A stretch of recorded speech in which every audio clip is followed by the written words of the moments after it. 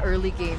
With a Ling, high mobility, Barats also can hold their ground, especially during utility engages. But let's see what Aura has to say about this first. A Tigreal already coming in, which means that this Angela will be flexed into the mid lane.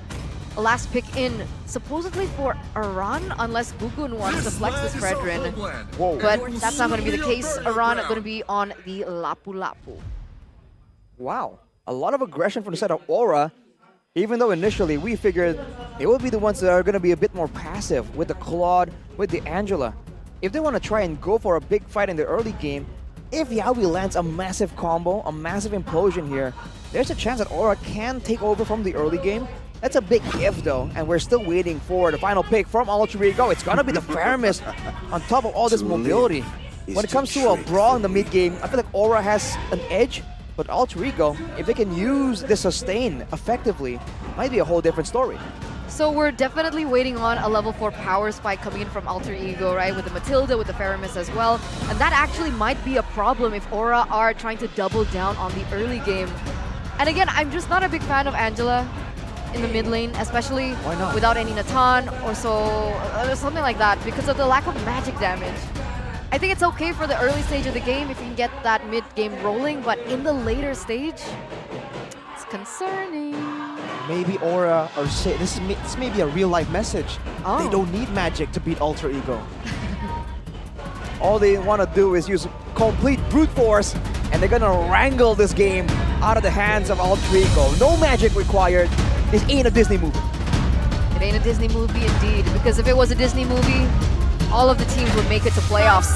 Ladies and gentlemen, welcome to the Land of Dawn for game number 1. The Red Dragons and the three-face mask, their final showdown, their last tango.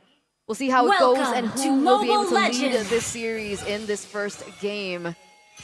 And so we get a little look into what we're going to be expecting here with Taz on the Ling versus Gugun on the Fredrin. Gonna be a bit of difference in clearing speed, but Taz is really doing a great job. But you can see Yawi already looking to try and be a nuisance, trying to reset the buff right here, and being a Tigreal. Level 1 with the hammer already. He won't be having a lot of damage, but he has a bit of that utility, and he's gonna be relatively untouched here. Okay, Taz secures it with Retribution, jumps forward, Yawi. You target down by Taz, but he dashes out of it. Yehezkiel ties him up too, forcing Taz to go for the Finch Poise out, and Lethal Wanderer going to be taken away by Gugun, but he's actually walking up just carefully now. Doesn't want to use his Retribution, wants to just secure his camps. Angel's actually winning out against Krite in the mid lane. When it comes to the spam ability, the Angel definitely has a bit of an edge. They both have the Wilderness Blessing, so it's all about roaming to the side lanes and getting the lanes ahead. For Aura, I think Aran has a bit more to say in that laning phase. As I say that, though, Pai will be just stomping him around. On the gold lane, though, Kabuki with the tenacity. He's expecting all the aggression coming in, and it's on the hands of Nino to really decide how he can really dictate this lane to make it as difficult as possible for Kabuki to get that farm and scale into that mid to late game. For sure. Meanwhile, Kabuki? Oh, he's just trying to clear the lane here. Nino, want to look for a punish. Doesn't find it just yet. Both of these teams already starting to roam towards this top side. I think there should be a buff contest soon. Taz looks like he's posturing for it, dealing some damage onto Yawi. But in the top lane, Pai against Aran, the Barats and the Lapu Lapu. They're now going and centering on this turtle. Bravest fighter into the death to this welcome. Aran going to be able to find the stun, but Taz walks in with a Tempest of Blades, gets that down. Abraser's Wrath now used up. Gugun going to be taken very low, and it's first blood over to the Tigreal. Gugun survives somehow. They sacrifice Yawi, and they don't get anything in return. The family strikes first. Uh-oh. You know what they say? When Alter Ego are able to gain control over that first turtle, that's usually how they set the tempo for the rest of the game. And with that being said, Aura, they're falling back now. It's a great move from Alter Ego to go for the aggressive play. They know they do have a more mobile, a more quote-unquote safe jungler compared to Gugun, who has to be staying in the front.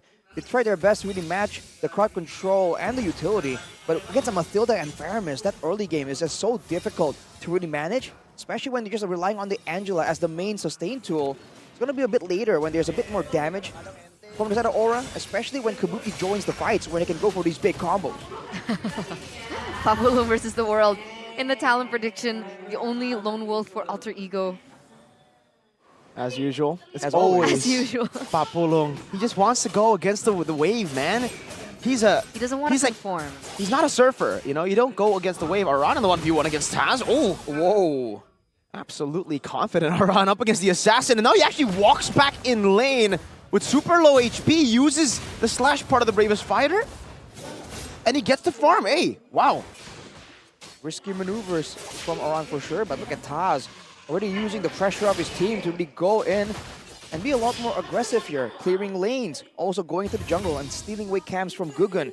You can't really win out in retribution battles that easily if you are losing in EXP, and that is what Alter Ego are trying to use to try and get Taz the advantage.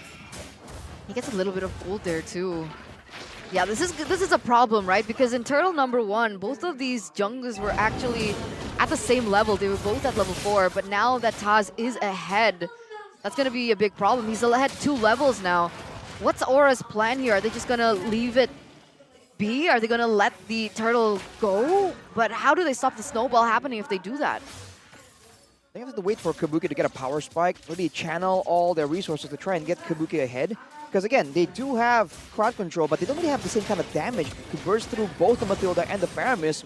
But it seems like they're going to be trying still for this fight, leaving a Heskil to try and play that macro game.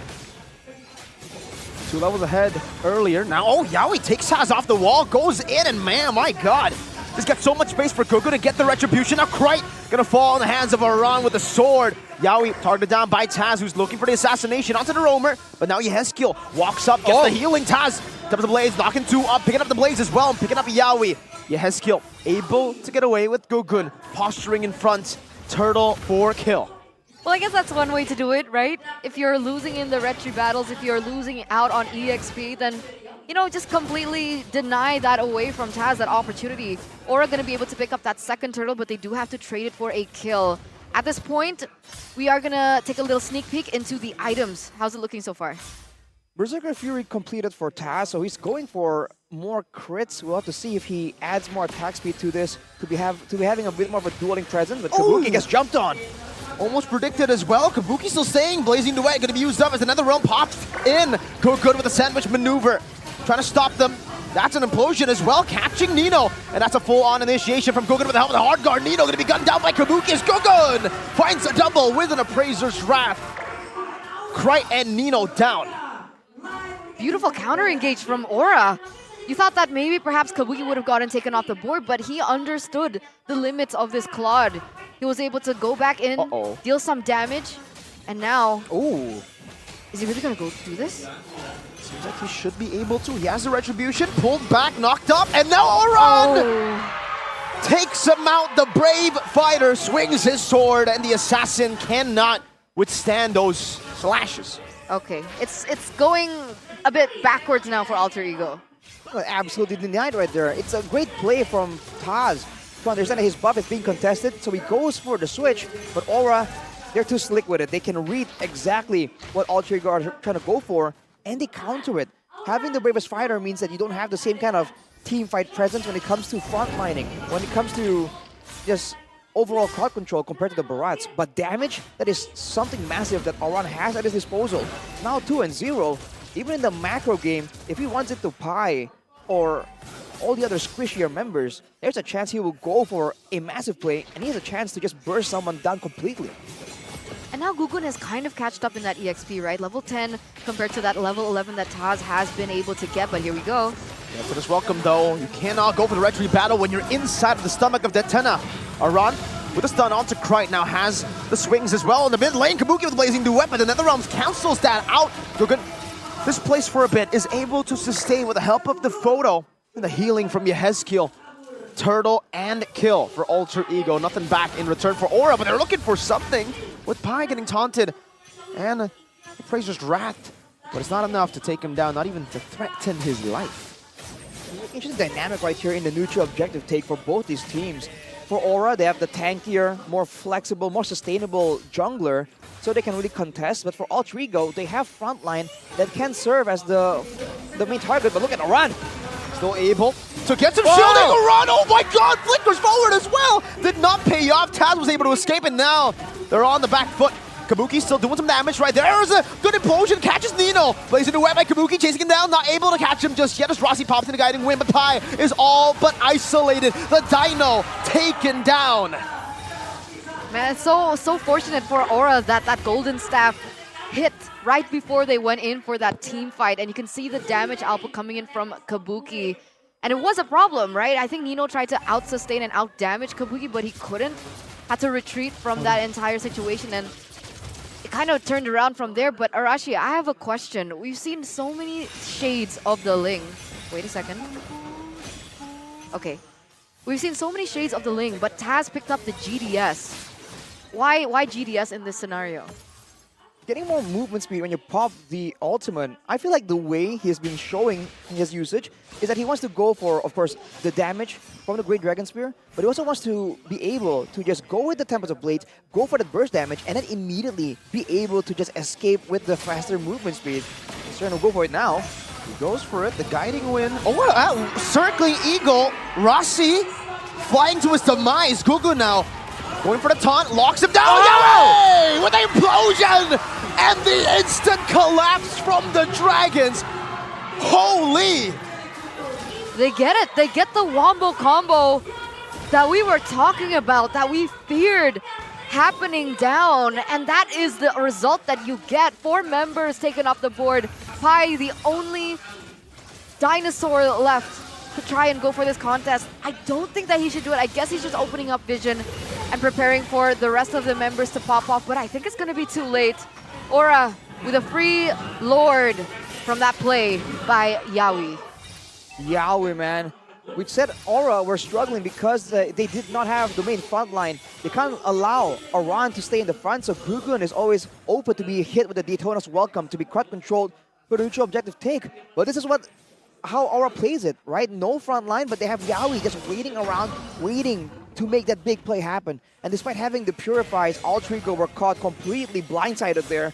And now Aura is trying to go and use this Lord. And with how aggressively they're playing, they might go for base towers completely, depending on how they're able to actually threaten Alter Ego.